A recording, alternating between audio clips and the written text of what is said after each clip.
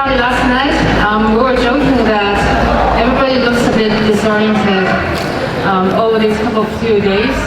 Having said that, it is great time for people, capital market veterans like John, minus Ice River, who's here today, and proof of work people, entire community actually come together and take a step back thinking, it's been, how many years have we been in the industry? 10 years, 7 years on newcomer. Why are we here in the first place, right? Proof of work is an important concept. More than a concept, proof of work is more than half of those what's the number today? 3 trillion market cap of the entire virtual assets. In addition to that, proof of work is probably the more absorbable concept for any traditional market asset allocators, which is important for us because from a Hong Kong onshore market point of view, you see on-chain large projects and protocols coming in and trying to, for lack of a better word, penetrate into the bigger economy. 3 trillion versus what, 80 trillion? On the other end, you always have traditional asset allocators, which is my previous professional life, looking at different new, funny, interesting things. Every 3 years, something blow up, something new coming out, new narratives, crazy parties. But at the end of the day, why did it all start? Decentralized DLT system, decentralized finance, the governance, the privacy and proof of work, really. That's why we're here. We appreciate kaspa to bring this event in Hong Kong.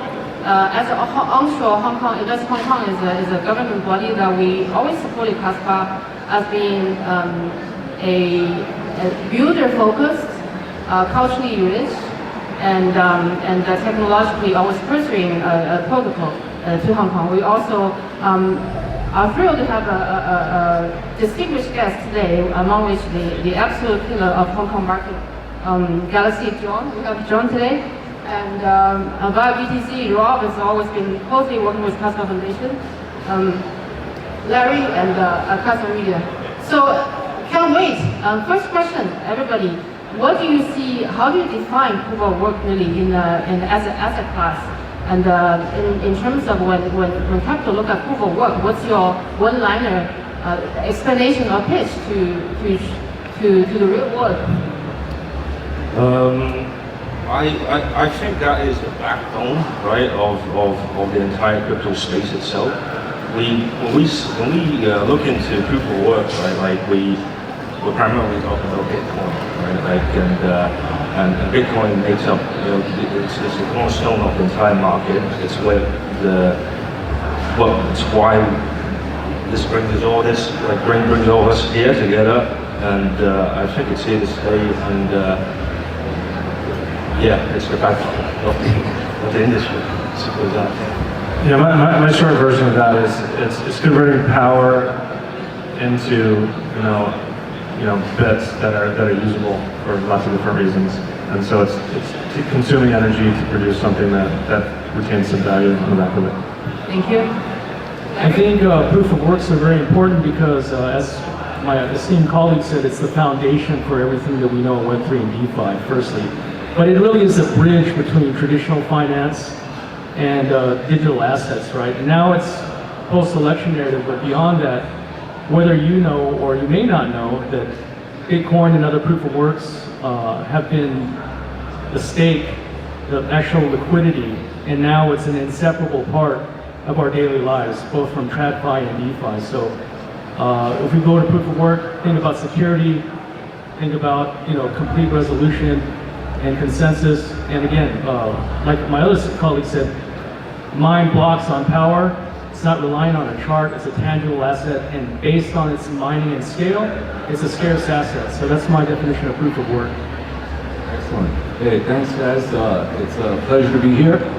To me, I have a little different thoughts about proof of work. A little more like, to me, real crypto follows the law of the jungle, which is whatever you can catch, you get to keep.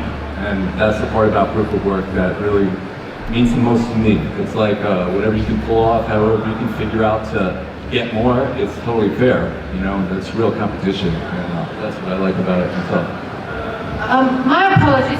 Before we start, I didn't get a chance to let each of the panelists introduce a bit about what they do. You're here for a reason. Most of you, or all of you, have something to do with proof of work. That's your line of business. Would you say a few things about what you do and how does that link to proof of work and linking back to either financial market? You can talk pure numbers, pure money, or you can talk governance, you can talk about values, anything linked to what you do really. Sure. So, quick intro for myself. I'm Rob from WEB3 Group, right? Like we are the third biggest mining pool for Bitcoin in the world, and I think the second for kaspa, right? So, yeah, we're heavily involved with, and our proof of work is heavily influential in our day-to-day operation.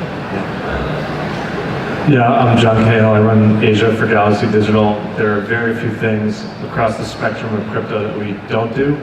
We're investors, we're financiers, we're traders, we have an asset management business, and we run a Bitcoin mining operation. So we're doing proof of work every single day in our operation that's expanding into, you know, across different business lines, but we're obviously kind of foundation and core believers in proof of work. Yeah, my name is Larry Lundy. I'm the Chief Business Officer for HashPower.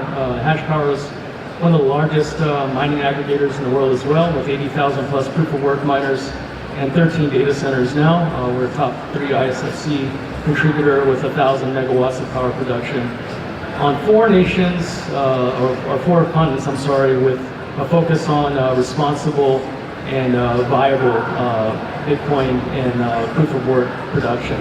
Also, I'm the interim Chief Security Officer at MetaTrust Labs based from Nanyang University. I'm a consultant and analyst for CID policy and ISO on stable token and best practices. So thank you so much. Yeah, hey, I'm Chris Wolf. I volunteer as a Director of Business Development for kaspa, the decentralized project. So what that means in a real simple way is that I tried to get kaspa included on the platform for the big boys like good old granddaddy Bitcoin are. So like mining pools, software and hardware wallets, and exchanges and so forth. Also, if you see on my title, it says kasmedia.com. That was inspired actually by Bitcoin Magazine, who unfortunately it sounds like they couldn't make it, but I thought it would be neat to have the technology and some data and analytics readily available for anybody in the world that's interested in, you know, to learn about kaspa. There's articles, there's interviews, and lots of like kind of glass node like analytics. So that's what we have with that. So that's what I do. A few lines on Bitcoin Magazine and everybody here really. Hong Kong has been number 2 or 3 financial center decided by quite a few metrics, including equity issuance, bond issuance, the mere size of asset under management coming up to 4 trillion, and number 1 wealth management center in the world. That's why projects and protocols come to Hong Kong for 2 reasons. Number 1, for the reputable banking relationship, which we can't take lightly, as the banking relation of any jurisdiction carries different weights when you're trying to actually do transactional businesses. And Hong Kong's been consistent in that. Secondly, people come here for asset allocation of the traditional institutions. 0.1% versus 0.35% of a large number. It could mean a big chunk of business for any project. You know, seeking allocations in this area. Having said that, Bitcoin Magazine also has expanded greatly their footprint over the last year. We personally have facilitated a lot of projects coming up for upward feedback, for lateral industry collaboration. So any projects that, you know, either is proof of work or other innovations, please feel free to come to us. Okay, enough of marketing. Back to the crowd. What is the advantage of actual proof of mining versus other means of mining? So my understanding, there's many more experts than me in the crowd here that know the technical aspects, but I believe proof of work is 51% resistant to attacks from bad actors, whereas like things like proof of stake are more like 33% maybe. That's just my general understanding. Furthermore, I've heard people expound on the concept that proof of stake is a rich get richer reward type of system. So people who start with a bigger pile get even a more gigantic pile as time goes on than people who just, if you buy, if you mine whatever, some amount of coins a month or something, then you're still able to get your share of the hash rate, like in or not equal, but like a fair slice of the pie compared to how much you put in the proof of work. So that's a little more, that's a system that I can kind of get behind. Yeah, to expand on what my colleague just said, proof of work is for compliance and for nation states is a lot more digestible as just a digital asset. It's not reliant on a chart, it's not reliant on speculation like there was alluded to for proof of staking. And beyond that, again, proof of work capacity-wise and providing for institutional or large-scale investment, as we've seen, it is the backbone now, not of just DeFi, but also TradFi financial products. And as a vehicle, proof of work is also provided, for example, on kaspa as an example of an optimized security layer. It brings consensus in the most secure fashion. So we always talk about like how we want DeFi to be accessible. Well, proof of work really makes the barrier of entry low. I'll give you a good example. If you ask people, the layman, about crypto, you get reverse Kramer. First thing they'll say is, oh, crypto's bad. It's a scam, it's a lie. But then if you talk about Bitcoin or Litecoin, like, oh, it's good. We should invest. There's an ETF. That's good. You have some Bitcoin. So now we see the flip side based post-election narrative to proof of work being really a main focus in the world. Look at this Hut 8 and American Data, how they've been conglomerated now into Bitcoin America, or American Bitcoin, and now it's becoming not just an important financial structure in the world through proof of work, but proof of work is actually the first hybrid viable asset. What I mean is it was a bridge between, again, TradFi and DeFi. And we wouldn't have stable tokens, we wouldn't have any of these other, hyper deflationary concepts, because proof of work does something very unique besides also provide a real scarce asset. The only asset we can't buy back is time. But with hyper-deflationary mechanisms from proof of work and stable tokens as an example, as a runoff or an on-ramp and off-ramp, it slows things down to where you can at least enjoy your money or enjoy life.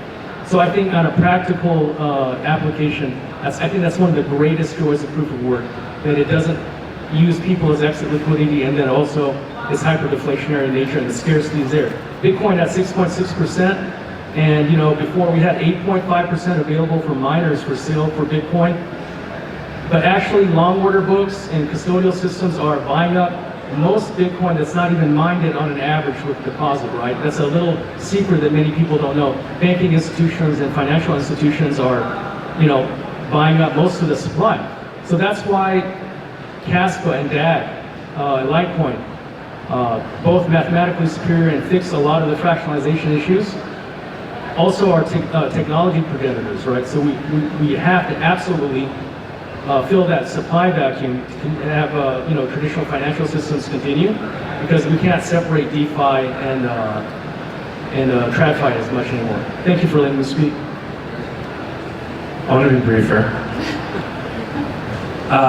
For me, and this maybe comes from an institutional standpoint around valuation, proof of work is a bit more tangible.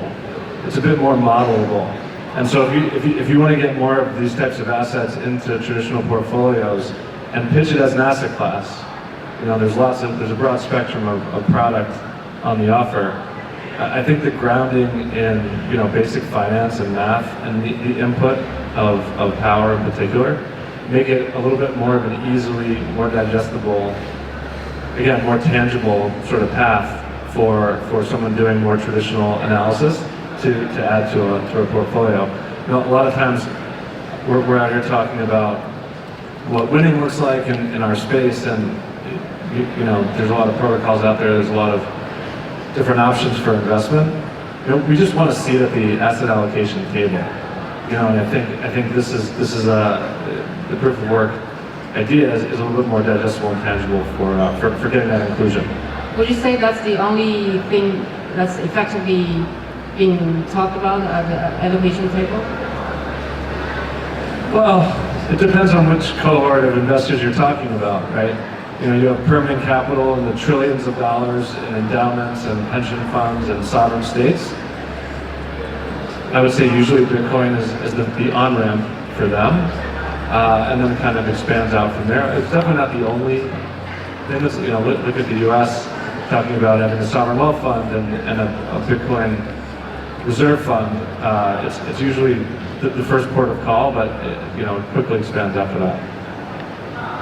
Yeah, from a mining pool perspective, proof of work is definitely more affiliated with real-world infrastructure, right? Like investments are made into data centers. We would have to train specialists in this space as well.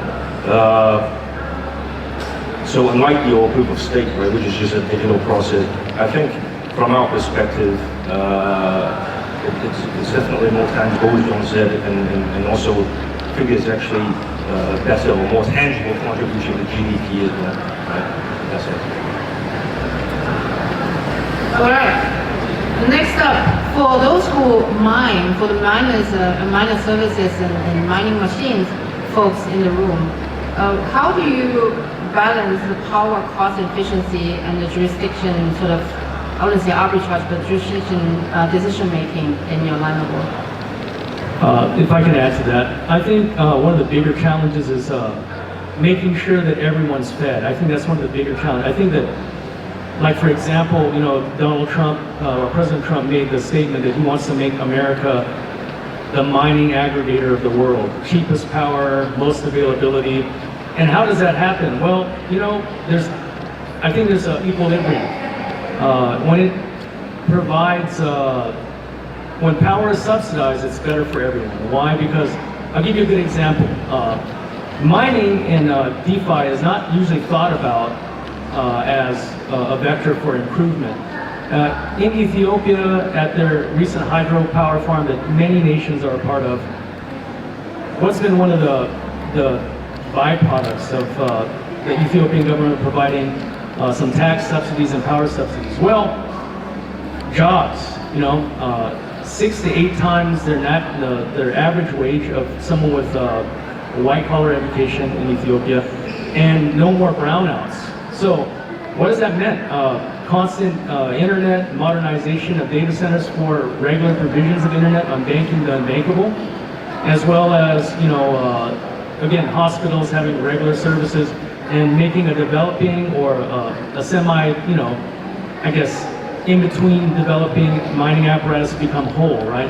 And so I think one of the challenges is, we always talk about renewable energy or responsible energy or green energy, but who's going to buy into that? I think like manufacturers like Ice River and Anelf and Vivian are trying to provide, because of this, run on power and the need for proof of work, to provide more affordable miners, as well as miners that are more efficient on heat. So we always talk about power, but what's one of the biggest drawbacks to miners? Heat and noise, right? And size.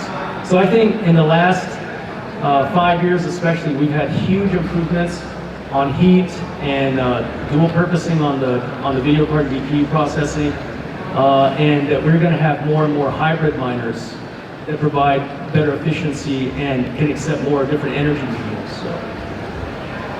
Absolutely. We do see innovation on, I wouldn't say Hong Kong is famous for power efficiency per se, but we do welcome chips design, assembling, and innovation around ESG, environmentally responsible mining. We do see that projects of that sort of nature coming into Hong Kong, and we hope to see more. All right. There's time left for last question. What do you see is the next adoption zone in terms of geography or segment of institutions that would take up proof of work as a part of their important allocation strategically or financially? I'll start.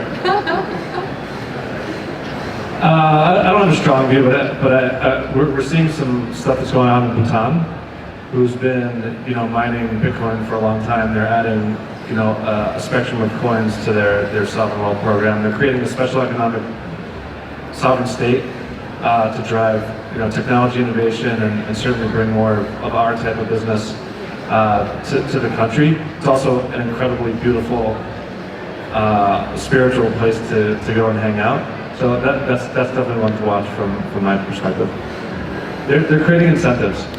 Business people, investors respond to incentives. That's really what all this is about. That's the art of proof of work, is aligning incentives and delivering value in a way that incentivizes people to participate. That's the art of this entire industry and the foundation that it's built on. And we're seeing some of that come through there. I think, just to add on, I want you to think about this very interesting. India was very resistant on any, main concept of proliferation of digital assets, but all of a sudden, with the political rhetoric of the world of digital assets, etc., now India and Nepal are working on, and actually, they're on a joint hydroelectric power project and working on large-scale data and mining facilities, but now we have two major exchanges entering into that area, that APAC subdivision area, and I think beyond Africa and that part of APAC in India, we're going to come back to America again. Going back to what Donald Trump said, they're going to subsidize power, and nuclear power, hydropower, and gas turbine power is coming back online. We have fracking, etc. So many different resources. So that's my take. Excellent. Yeah, so part one for me is the United States, as you mentioned, with the new president, being anything associated with Bitcoin or mining or using energy in general is no longer being a bad guy. So I like that. This is an interesting factoid. The United States Department of Defense uses 5 billion gallons of fuel a year for securing the country. So securing a network with a little bit, of electric doesn't sound that bad to me. Also, here's something interesting, a use case that's sprung up in the last maybe 6 months. There's an interesting group of guys that popped up, mostly from Europe and a little bit from Middle East, North Africa. It's called Kaspa Industrial Initiative. And these guys have a very strong background in energy production. And so they have this hurdle, which is this big roadblock that makes it a real pain for the grid, the electric grids of different countries and different regions to be interconnected. So sometimes they'll make extra energy and they'll offload it to the neighbors, right? Because those guys will need a little more, and then sometimes they'll need to get some back. And they settle it now with cash, so they have to go between different, currencies, and they have to only do it in banking hours, and they have to do wire transfers and crazy accounting. So they look for a way to do it with digital, with a token. So they're creating a token called Gigawatt. It's going to be a stable coin, and it's going to be on Kaspa. And the neat thing is that they can settle every 15 minutes, 24 hours a day, and they have their own energy, and they can get their own ASICs. So now, instead of only running the miners to get the rewarded coins, you can just think of them as a business server. If you think how many servers does Bank of America have turned on 24 hours a day to do their business? Well, now you can have ASICs turned on just to do your share to keep the network you rely on going. And also the censorship resistance was something I left out about proof of work, but it's very important to large entities and industries, and when they're moving tokens like this in the hopefully near future, they need to, if there's sanctions or something, those guys I don't think really care about that too much. They just need to be able to transact smoothly and promptly. So the censorship resistance feature of proof of work overall that's on Kaspa also was very interesting for them. Just really quick, I think that's another really important point, because AWS and Azure have this agreement with Broadcom that gives broad access to any cloud or pooling data to any 3-letter agency in the world. So I think it's really important that compromise is derived from from the original Zen and Broadcom agreement on shared data. So that's amazing. That was the point I was thinking about. Yeah, that's great. Great, that is it. Give it up to this great panel and good-looking group of gentlemen from proof of work world, and hope more of you join us in the afternoon. Do we have more? Johnny, are you saying something to? All right, have a great lunch, and I'll see you after.